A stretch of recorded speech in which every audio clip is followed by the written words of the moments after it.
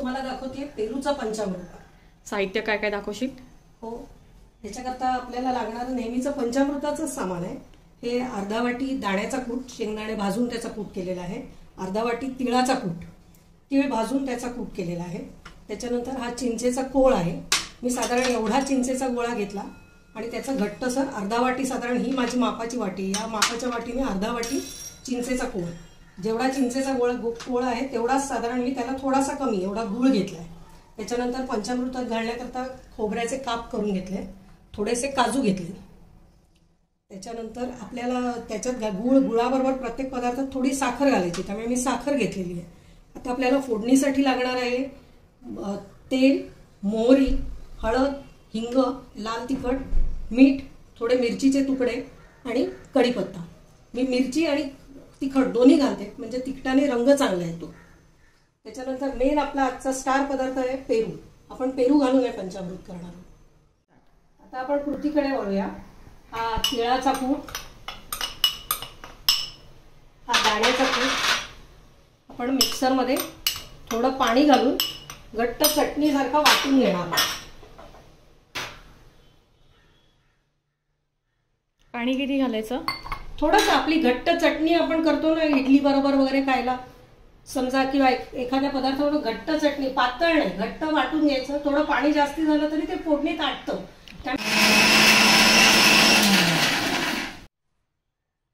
साधारण या कन्सिस्टन्सीचं मी करून घेतलेलं आहे. आपण घट्ट चटणी करतो तसं. आता मी फोडणीला सुरुवात करते. आपण रोजच्या भाजी आमटीला घेतो त्याच्यापेक्षा थोडं जास्ती तेल मी घेतलेलं आहे. पहिलं टाकू आपण मोहरी. मोहरी तडतडेपर्यंत आपल्याला थांबायचंय. इथे पण आता मोहरी तडतडायला सुरुवात झाली आहे. आपण त्याच्यात घालणार आहोत मिरच्या, त्याच्यानंतर ही 4-5-6 कढीपत्त्याची पानं. गॅस बारीक करून जरा हलवून घेणार आहोत. मिरची चांगली पांढरी झाली पाहिजे. मिरची पांढरी झाली, तळली गेली त्याच्यात की पदार्थाला चव चांगली येते. आता आपण याच्यात घालणार आहोत पेरू. पेरू याच्यात शिजवून घ्यायचा आहे का? हो, पेरू थोडासा आपल्याला वाफवून घ्यायचा. आणि हा थोडासा परतून घेते. अनुपमा, या पेरू मधल्या तू बिया काढून घेतल्यास का? हो, मी बिया काढून घेतलेल्या आहे. मी साधारण तुला दाखवते. आपण पहिला याच्यावर आपण झाकण ठेवूया पेरू वाफवण्याकरता. किती वेळ वाफवायचा? 2 मिनिट. पेरू मऊ असतो तो पटकन वाफवला जातो, पण 1-2 मिनिटं आपल्याला ठेवावा लागतो. मी साधारण या आकाराचा तयार पेरू घेतलाय, पण अगदी तो मऊ लिबलिबीत नाहीये. या आकाराचा याचा अर्धा पेरू मला अर्धी वाटी फोडी करायला भास झाला. त्याच्या बिया पूर्णपणे काढून टाकल्या आणि मी मोठ्या मोठ्या फोडी करून घेतल्या. अगदी बारीक फोडी गेल्या तर त्याचा आतमध्ये पिठलं होईल, त्यामुळे मोठ्या मोठ्या फोडी करून सालासकट चिरून घेतलंय. सालासकट चिरून घेतलेले दोन. अनुपमा, ही रेसिपी तू कुणाकडनं शिकलीस? ऍक्च्युली शिकलीच म्हणण्यापेक्षा माझी आई ह्या पेरूच्या सीझनला एक कायम करायची.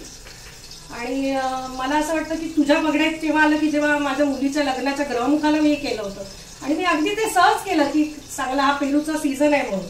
पण तो पदार्थ मला वाटतं पंचपक्वान्नांपेक्षा जास्त हिट गेला. अगदी परफेक्ट. हा खूपच आवडला.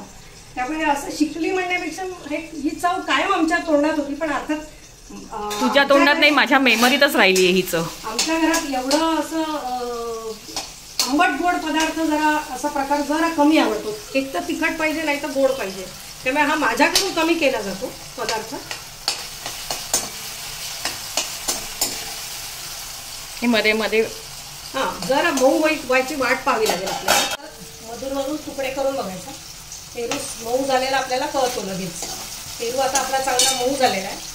आपण आता बाकीच्या गोष्टी घालूया याच्यात. आता आपल्याला घालायची आहे हळद. त्यानंतर आपल्याला घालायचं आहे हिंग. हिंग जरा कुठल्याही पदार्थाला व्यवस्थित घालायचं, म्हणजे मग चव चांगली येते.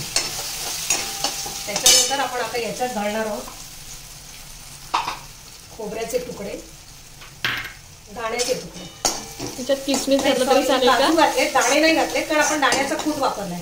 हा, किसमिस आपण घालतो, पण आज आपण पेरू घातला असल्याने त्याच्यात किसमिस घालायची गरज नाही, कारण चवीत साधारण सारखाच असतो. गोडसर जो किसमिस आहे तो पेरू बॅलन्स करतो. त्यामुळे याच्यात आपल्याला आता किसमिस घालायची गरज नाही. थोडेसे काजू आणि हे तळले गेले पाहिजे. तोपर्यंत परतूया आपण. काजू चांगले तळले गेले. ऍक्च्युली आपण पेरू टाकायच्या आधी पण हे टाकून तळून घेऊ शकतो आणि मग पेरू टाकू शकतो. तर मग ते अधिक जास्त होतील मला वाटतं. हा, ते आणखीन लाल होण्याची भीती असते.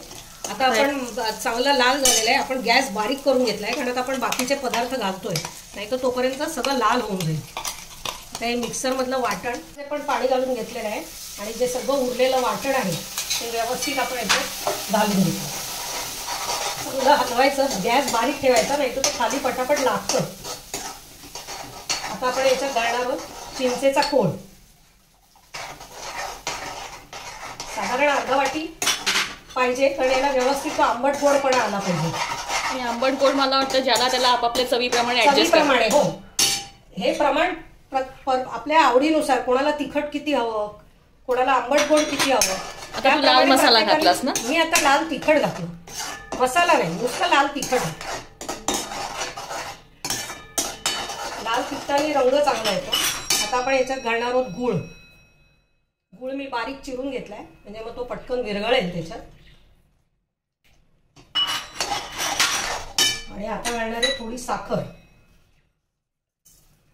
साखरेने तो एक प्रॉपर गोडपणा येतो. नुसतं गूळ घातला तर तो जो एक गोडाचा चटक जो असतो तो येत नाही. म्हणून प्रत्येक पदार्थात गुळाबरोबर थोडी साखर घालायची. आणि आता सगळ्यात शेवटी आपण घालणार आहोत चवीनुसार मीठ. आणि हे जरा मंद गॅसवर आपण परतत राहायचे, साईडला तेल सुटेपर्यंत. तेल सुटलं की समजायचं आपला पदार्थ झाला. साधारण 10-15 मिनिटं तरी लागतील ना? एवढे नाही लागणार, एक 3-4 मिनिटात व्हायला पाहिजे. क्वांटिटीवर ते साधारण आपल्याकडे सणावाराला करतातच. या सीझनला ते पेरू घालून केलं की त्याची चव जरा वेगळी येते. पेरू मात्र चवीला चांगले हवे. आजकाल सगळेच पेरू चांगले असतं असं नाही. पेरूचा छान स्वाद हवा. तर पेरूचा स्वादाचं याच्यात महत्व पाहिजे. आता यातलं तेल बाहेर यायला लागलं त्यावेळेला तो पदार्थ झाला असं समजायचं. मीडियम गॅसवर सतत ढवळत राहणं याला फार महत्व, नाही तर ते सगळं लागेल आपलं. आता असे बोकांमधनं हे बघा सगळं तेल वरती आलेलं आहे, म्हणजे हा आपला पदार्थ आता झालेला आहे. आपण आता गॅस बंद करूया. हे आपलं चमचमीत पंचामृत तयार आहे. हे 2-3 दिवस फ्रीजमध्ये ठेवून तुम्ही खाऊ शकता.